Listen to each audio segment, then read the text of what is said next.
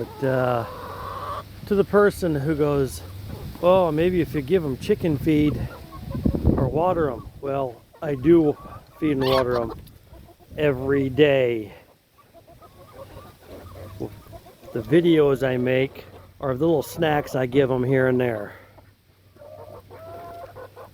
I usually don't record watering them, but yes, I do water them.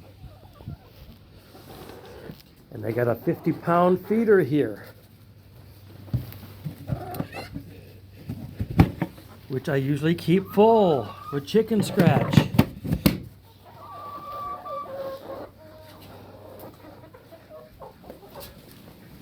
And these are very young chickens, all but like 2 of them.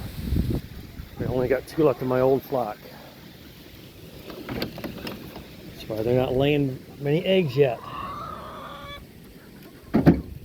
While we're here, let's check. Oh, got 1 there. I got 3 there. 1 there. So it looks like I got 5 eggs today. All right, so until next time, there's Daily Dose of Chickens and Ducks. See ya.